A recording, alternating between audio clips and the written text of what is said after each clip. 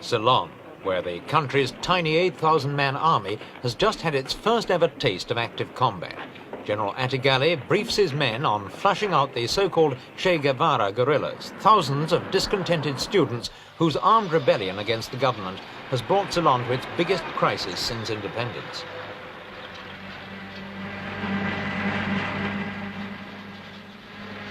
Fighting broke out in Ceylon on the night of April the 5th, when well-organised bands of guerrillas struck simultaneously at 25 police posts throughout the country.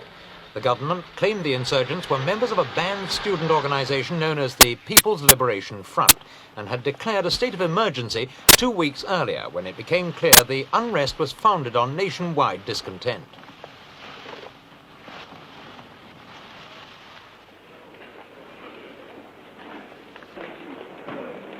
In the first few weeks of the fighting, government security forces made short work of the rebels, who proved in many cases to be ill-trained, enthusiastic students. With strict censorship in operation, no casualty figures were published. The government claimed only 100 rebels were killed, but some newspaper reports estimated the real figure at 1,500. Western journalists also accused the security forces of needless brutality, particularly with prisoners, and even alleged that mass executions had taken place. Ceylon is a small island lying some 40 miles off the coast of India. It's roughly the same size as Ireland, and its 1,000 miles of coastline offers the same attractions to arms smugglers. Throughout the emergency, Ceylon's tiny navy has been constantly on the alert against any attempt to smuggle arms to the guerrillas.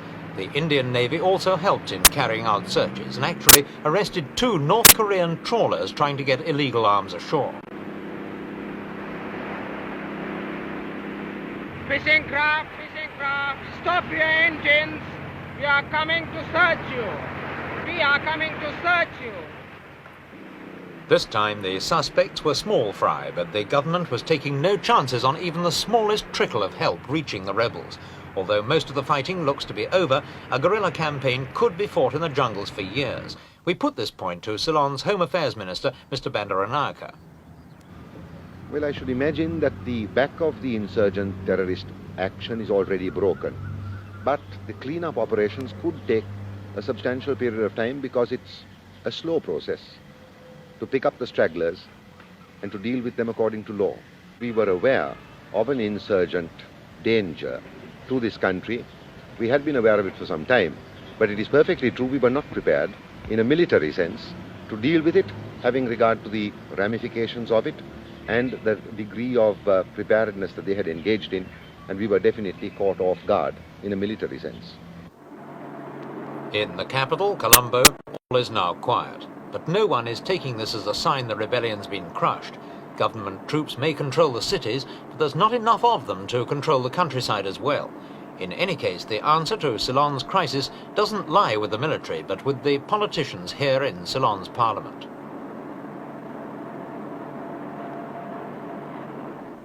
Responsibility for putting Ceylon back on its feet lies with this woman, Mrs. Sirimavo Bandaranaike, the Prime Minister, and leader of a left-wing coalition government which includes a number of communists.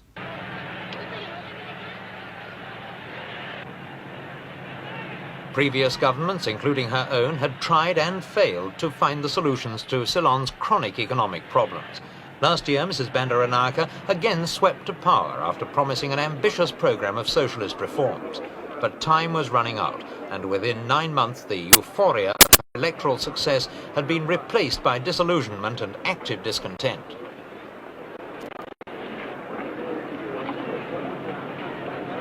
At the state opening of Parliament, Mrs. Bandaranaike's election manifesto was read out as her intended government programme.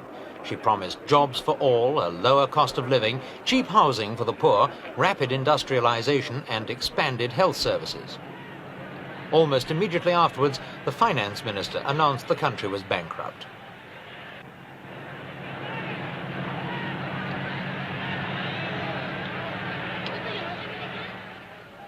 Disillusionment with yet another government may have provided the spark that set off the guerrilla rebellion, but the real causes of the revolt are far deeper. They're to be found in the marketplace. Ceylon's economic problems are immense. It's a rich agricultural country, yet it has to import its own food. Its major exports fetch low prices on world markets, and this in turn means Ceylon has less foreign exchange to spend on industrialization. It's a vicious circle that hasn't been helped by the revolt. Economic troubles brought on the rebellion, and now the rebellion is making the economic situation worse. International involvement in the crisis has come in another area. The government alleged the North Korean embassy in Colombo was providing the guerrillas with propaganda material during the insurrection. Mrs. Bandaranaka responded by breaking off diplomatic relations and expelling the embassy staff. Despite this incident, most observers still saw the revolt as a spontaneous popular movement. Even the government disclaimed direct foreign involvement. Mr. Bandaranaka again. I think our findings are at the moment that really there has been no direct foreign involvement of any sort. One embassy, as Mrs. Bandaranaka stated in her broadcast message to the nation, had behaved somewhat foolishly and indiscreetly in its own propaganda efforts and thereby indirectly helped the terrorist insurgents.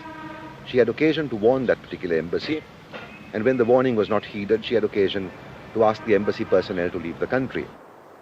Ceylon University, cordoned off with barbed wire and occupied by troops, is the key to the rebellion.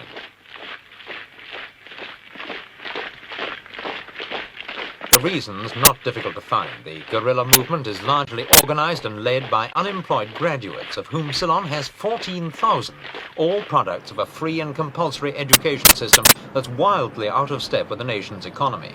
The rank and file of the movement is provided by school and university students, teachers and Buddhist monks. 60,000 are thought to be involved.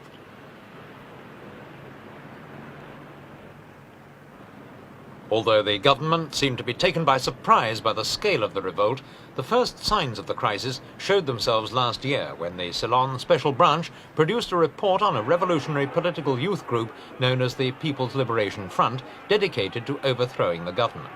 And as recently as last September, the authorities marched 63 of these young people into court to face various charges of subversion.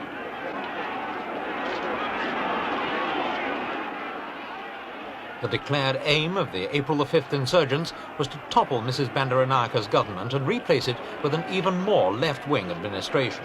They failed, but the fact that the attempt was made at all has shown the government just how urgently reforms are needed. We asked Mr. Bandaranaka if the uprising had forced the government to review its policies. I don't think so, because I think our program is a fairly radical one as it stands. But much remains to be done, and maybe the administrative process could be speeded up somewhat. And I think it will have to be speeded up if we are to make any effective impact upon the problems of our country and of our time. But it would be incorrect to say that the Che Guevarists, as they call themselves, or as they are called sometimes by others, have led to any changes in the basic thinking of the centre-left policies of Mrs. Bandaranaka's government. My estimate would be, very broadly speaking, that it would be that we've got approximately 100 million rupees or more to find in the immediate future in foreign exchange to get over the immediate effects of the crisis. Ceylon's dire economic straits and constant need for aid has meant close scrutiny from the World Bank and other financial institutions. But even they are having difficulty working out Ceylon's true financial position because of wildly fluctuating exchange rates. A dollar presented in the street, for example, can fetch twice as many rupees as it would in a bank or in a shop. The result has been a marked reluctance on the part of the international bankers to lend Ceylon any more money. The government, in turn, has had to stop non-essential imports, and this, in turn, has made some consumer goods extremely valuable assets. A small second-hand car sells for nearly $10,000.